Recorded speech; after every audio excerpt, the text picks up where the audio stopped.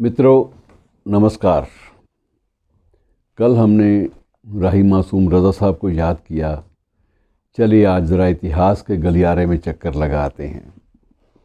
मित्रों, इतिहास बड़ी दिलचस्प एक चीज़ है और इसमें अगर बहुत सारी चीज़ें ऐसी हैं जो बड़ा हमें अपनी ज़िंदगी की विसंगतियों से और हमारे आसपास की विसंगतियों से जूझने का एक तौर तरीका भी देती हैं।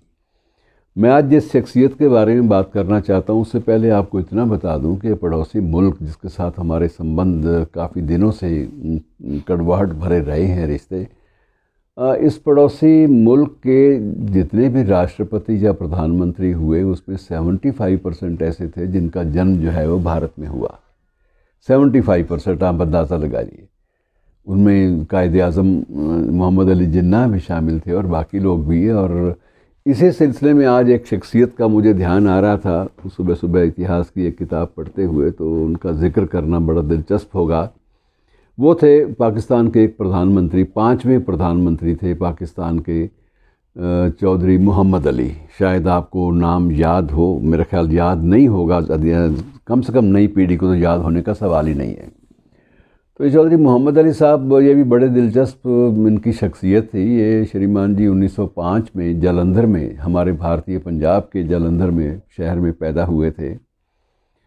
अराई परिवार से थे और अराई परिवार जो है वो बहुत ऊंचा हालांकि नहीं माना जाता, लेकिन क्योंकि ज़मींदारा था बहुत ज़्यादा इनका, तो ज़मींदारे की वजह से मोहम्मद अली साहब को चौधरी मोहम्मद अली कहने का एक रिवायत जो है वो शुरू हो गई थी। और इनके ख़ानदान में चौधरी का जो खिताब था वो अपने आप ही जुड़ जाता है। जहाँ ज़मींदारी होती है वहाँ चौधरी होती है, चौधराहट आ जाती है।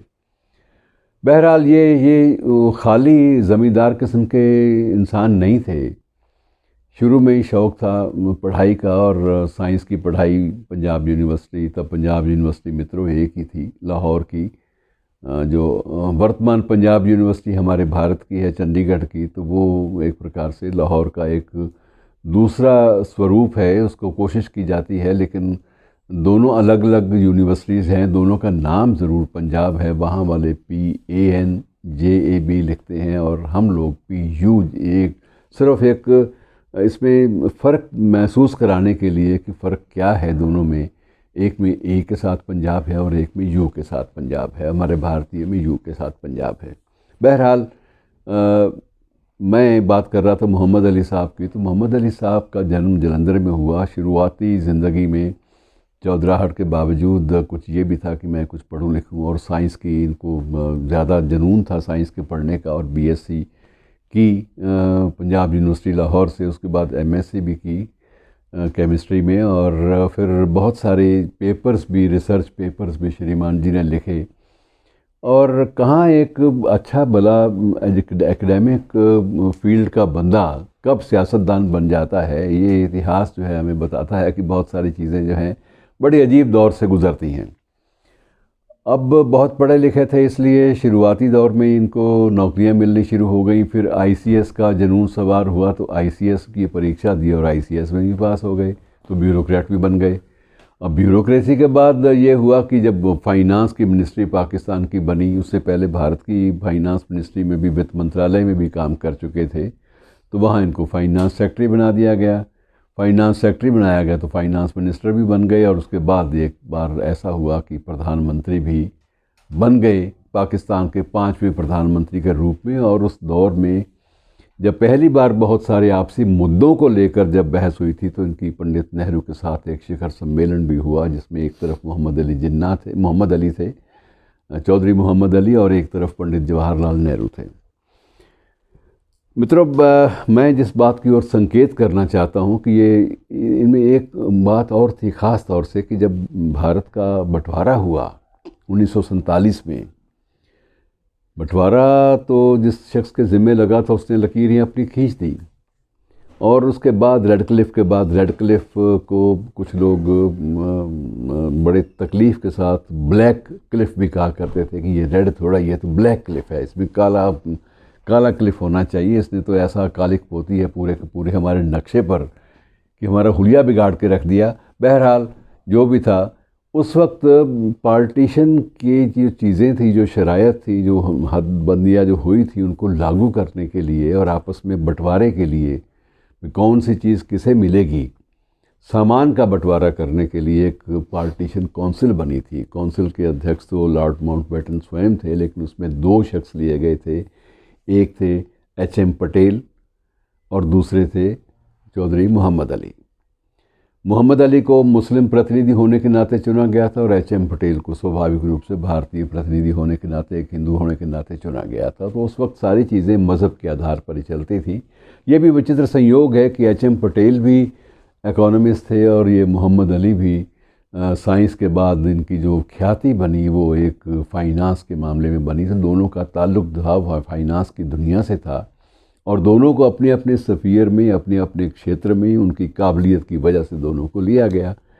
बंटवारा हुआ। बंटवारे में बहुत सारी तकलीफ़ दे बातें भी हुई, क्योंकि रोज़ ही मेमोरेंडम लेके चले आते थे और एक पाकिस्तानी मेमोरेंडम ये भी आया कि ये ताजमहल जो है इसको क्योंकि ये मुस्लिम एक दरगाह है, मज़ार है और ये मकबरा है एक मुस्लिम शहंशाह का, तो ये हिंदुस्तान को इस पर कोई हक़ इसका नहीं बनता।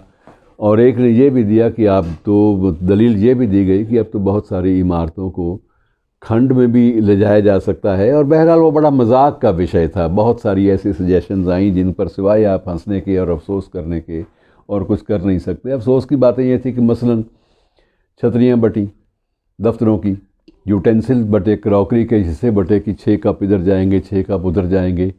और तो और रही कि जिस ब्यूरोक्रेट्स, बड़े ब्यूरोक्रेट्स जहाँ पर अपने दफ्तर में एक वो टांगने वाली रखते थे, तो वो भी चीज़ बटी कि ये कौन ले जाएगा। गाड़ियाँ थी, वायसराय की गाड़ी कौन लेगा, तो वायसराय की गाड़ी जो थी वो बहुत ज़्यादा खूबसूरत थी, वो भारत ने रख ली। और जो कमांडर इन चीफ सेना की गाड़ी थी वो पाकिस्तान को दे दी गई।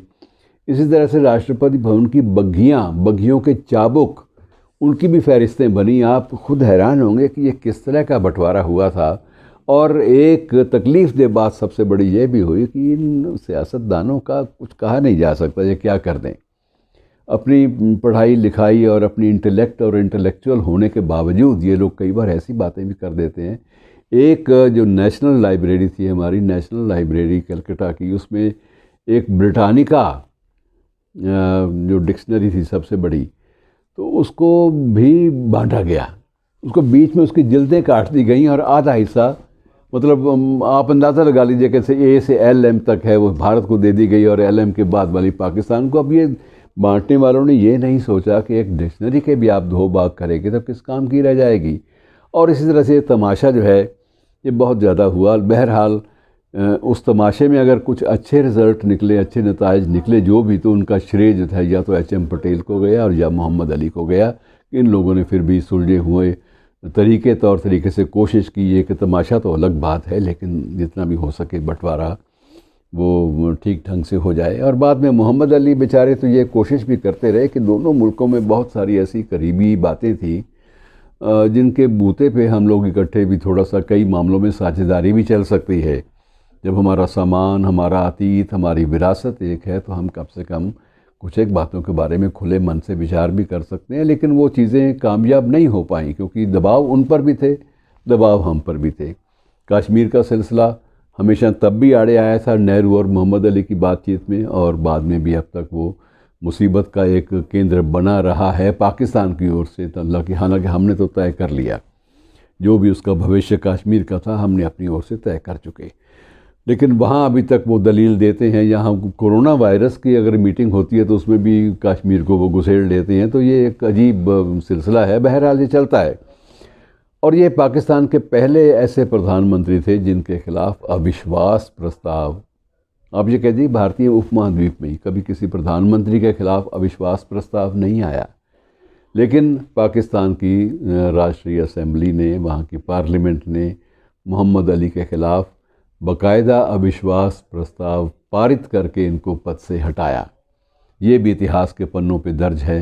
तो मित्रों, बात चल रही थी कि ये इतिहास और ये सियासत ये किन किन गलियारों से हमें घुमाते हैं, ये कुछ इनके बारे में कुछ कहा नहीं जा सकता। और कालांतर में वही एच.एम. पटेल भारत के वित्त मंत्री भी बने और रिज़र्व बैंक ऑफ इंडिया के गवर्नर भी वो रहे एच.एम. पटेल। नोटों पर उनके हस्ताक्षर चलते थे और मोहम्मद अली साहब ने भी अपने वक्त में वहाँ खूब नाम कमाया बतौर इकोनॉमिस्ट और बतौर साइंटिस्ट। लेकिन जब वो सियासत के गलियारों में घुसे तो धीरे धीरे सारी जो उनकी आभा थी, उनकी बुद्धिमत्ता थी, उनका इंटेलेक्ट था, वो सारा का सारा फेड होने लगा सबका। और उसके बाद वो लोग भी बिल्कुल हाशिए से बाहर हो गए, क्योंकि ऐसे लोग तभी तक इतिहास में ज़िंदा रह सकते हैं जब तक उनकी कोई विशेष उपलब्धि हो। विशेष उपलब्धि के बारे में दोनों शख्स मार खा गए और बात बन नहीं पाई।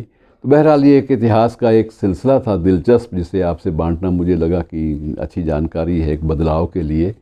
तो ऐसी जानकारियाँ बांट लेनी चाहिए और मैं शुक्रगुज़ार हूँ। और इसके बाद कुछ और ऐसी दिलचस्प जानकारियाँ बांटने की कोशिश मैं करूँगा। शुक्रिया दोस्तों।